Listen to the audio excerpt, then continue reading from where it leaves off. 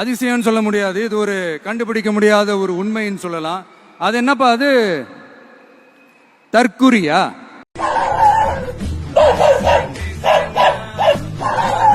ஊர் நாய்மானி நீ ஏன் குலைக்கிற? வணக்கம் பைல்ஸா.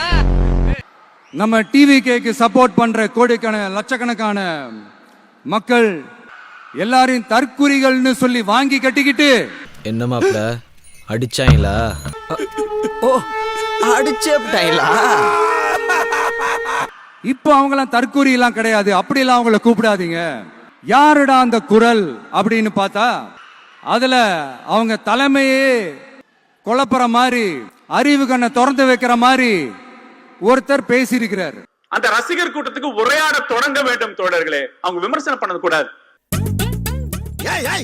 என்ன சொல்ல சொன்னா என்ன சொல்லிட்டு இருக்க? இங்க இருக்க சோசியல் மீடியால குழா சண்டையில தற்குறிகள் தற்குறிகள் தற்குறின்னு அவமானப்படுத்தாதீங்க, அவங்கள கோபப்படுத்தாதீங்க. ஆலங்காத்தால உனக்கு குறவழி வரைக்கும் சோத்த போட்டு வண்டியில ஏத்திட்டு வந்ததுக்கு உன்னால என்ன பண்ண முடியுமோ அதை பண்ணிட்டேன். அந்த ஆதரவு குரல் ஒரு வீடு விடாம, ஒரு இடம் விடாம, எல்லா இடத்திலையும் எல்லா வீட்லயும் இன்னும் பலமா எதிரொலிக்குதான் இல்லையான்னு பாருங்க. சும்மா பிளாஸ்ட் பிளாஸ்ட் தான்.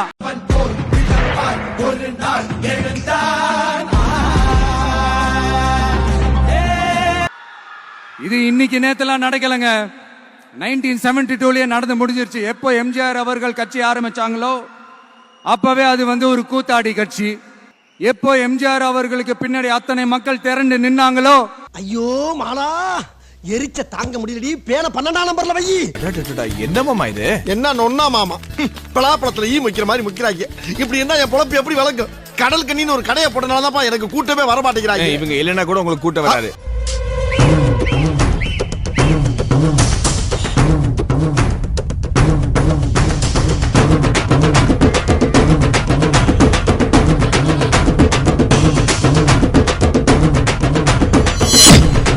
இந்த வரலாறு நம்மளை விட அவங்களுக்கு இன்னும் நல்லாவே தெரியும். அதனாலதான் பாத்தீங்கன்னா 53 வருஷமா அதே கதறல்கள். கூத்தாடி, நடிகர் கட்சி, நடிகர் கூட்டம், பரம்பரை இதே பொரிய வைக்கிறீங்களே, இன்னுமடா நம்பிட்டு போகாம இருக்குது. மர்மயோகின்ற ஒரு படத்துல அதுல ஒரு சூப்பர் டயலாக் ஒன்று சொல்லியிருப்பாரு. குறி வைத்தால் தவற மாட்டேன், தவறுமானால் குறியே வைக்க மாட்டேன். புழு சட்டை, நீ அடியில விட்டறிஞ்ச கத்தி அரைஞ்சி மேல போயிருந்தா எனக்கு புத்திர பாக்கியமே போயிருக்குடா. இதெல்லாம் யாருக்கு சொல்றோம், எதுக்கு சொல்றோம்னு புரிய வேண்டியவங்களுக்கு புரிஞ்சா நல்லா இருக்கும். அப்புறம் நான் கேக்குறேன், மக்கள் எல்லாரும் உங்களுக்கு தற்குறிகளா? அதே மக்களோட ஓட்டு வாங்க போற நாம தற்குறிகள்னா, அப்ப இவ்வளவு நாள் அதே மக்கள் கிட்ட இருந்தானே நீங்க ஓட்டு வாங்கிட்டு இருந்தீங்க. அப்ப நீங்க உனக்கு ரத்தம், எனக்கு தக்காளி சட்னா முட்டிக்கிட்டு மோதிக்கிட்டு ரத்தம் காணிக்கிறேன். உனக்கு தக்காளி சட்னி ஒண்ணு மட்டும் சொல்றேன், எழுதி வச்சுக்கோங்க. இந்த தற்குறின்னு சொல்றீங்கல்ல, இந்த தற்குறிகள்லாம் ஒன்னா சேர்ந்துதான் வாழ்நாள் பூரா விடையை கண்டுபிடிக்காத முடியாத அளவுக்கு உங்க அரசியலே ஒரு கேள்விக்குறியாக்க போறாங்க.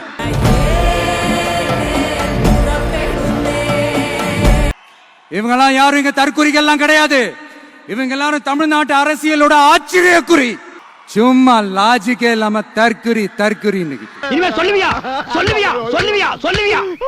வீடு வீட்டுக்கு பிச்சை வாங்கி திங்கிற நாயே. எல்லா மேடையிலும் ரிப்பீட்டடா ஒரு விஷயம் நான் சொல்லுவேன்ல, இப்ப நீங்க சொல்லுங்க. ஒண்ணு, இன்னொன்னு, ரிப்பீட். ஒண்ணு, இன்னொன்னு. எங்களை பார்த்து தற்குறின்னு சொல்றீங்களா? தமிழ்நாட்டோட அரசியலை மாத்தி வைக்க போற ஆச்சரிய குறிங்கள் நாங்க.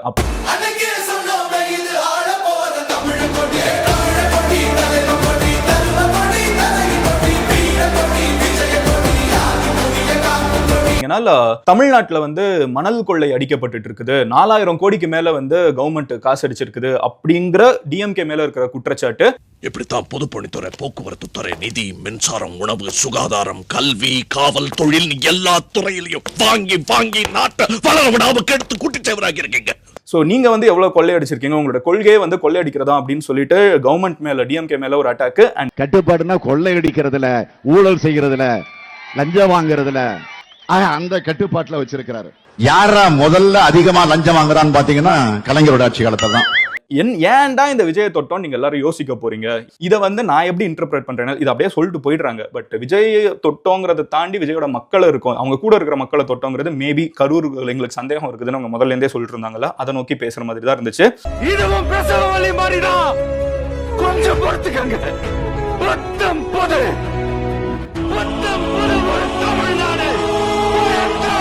அதுக்கு அடுத்து தொடர்ந்து என்ன பண்றாங்கன்னு பாத்தீங்கன்னா, இந்த டிவிக்கு பார்ட்டி ஆரம்பிச்சதுல இருந்து இந்த கூத்தாடி கட்சி, சினிமா ஆக்டர் கட்சி, இதை வந்து 1970லே பண்ணி நீங்க தோத்துட்டீங்க. மக்கள் வந்து அப்ப எல்லாருமே சேர்ந்து எம்ஜிஆர் கிட்ட போயிட்டாங்க. மறுபடியும் அதே தான் நடக்க போகுது.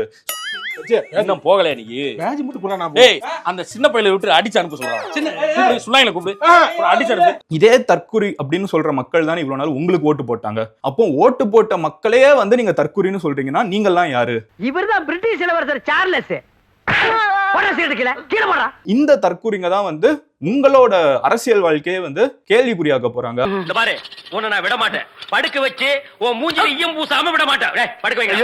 இவங்களை தற்குறின்னு சொல்றீங்களா? மக்கள் மேல உங்களுக்கு தான் மரியாதை இருக்கா? இவ்வளவு நாள் வந்து நீங்க உங்களுக்கு ஓட்டு போட்டப்போலாம் உங்களுக்கு நல்லா இருந்துச்சு, ஆப்போசிட்ல ஒருத்தங்களுக்கு சப்போர்ட் பண்ணிட்டா தற்குறின்றீங்களா? இந்த ஈன பொழப்புக்கு பேசாம எங்கயாவது போய் ஊருக்கு போயிடலாம். டிஎம்கேவோட ஒரு மாநாடு நடந்தப்போ அங்க வந்து ஒரு சிட்டிங் எம்எல்ஏ வந்து பேசியிருந்தாங்க. ரொம்ப நாளா வந்து நம்ம டிவிக்குள்ள இருக்கிறவங்களை வந்து இந்த தற்குறின்னு சொல்லிட்டு இருக்கோம். அப்படி சொல்லக்கூடாது. ஏன்னா அவங்களுக்கு வந்து நம்மளோட பார்ட்டியோட கொள்கைகளை போய் சேர்க்கலங்கிறது நம்மளோட தப்பு தான். அவ்வளவு வெக்கமா இருந்தா எங்கேயாவது போய் வெஸ்த குடிச்சிட்டு செத்து போங்க. இதுக்கு என்ன இது ஒரு பிரச்சனைன்னு பேசிட்டு இது ஒரு கேவலம். அது ஆக்சுவலா தற்குறினா என்னன்னு நான் சொல்லிடுறேன். சைன் போடுறப்போ சைன் போட தெரியாம கை நாட்டு வைப்பாங்கல்ல, தற்குறி தன்னை குறித்து கொள்றதுக்கு நம்ம வைக்கிற அந்த குறியை தான் வந்து தற்குறின்னு சொல்லுவாங்க. ஏன்னா படிக்காதவங்க அப்படின்னு. சோ லாஜிக்கே இல்லாம இந்த யங்ஸ்டர்ஸ் வந்து ஜென்சியை வந்து தற்குறின்னு சொல்றது வந்து லாஜிக்கே இல்லாம இருக்குது. போன எலெக்ஷன்ல இதே ஓட்டர்ஸ் தான் உங்களுக்கு ஓட்டு போட்டுருப்பான். அப்ப அவன் தற்கொலை இல்லையா?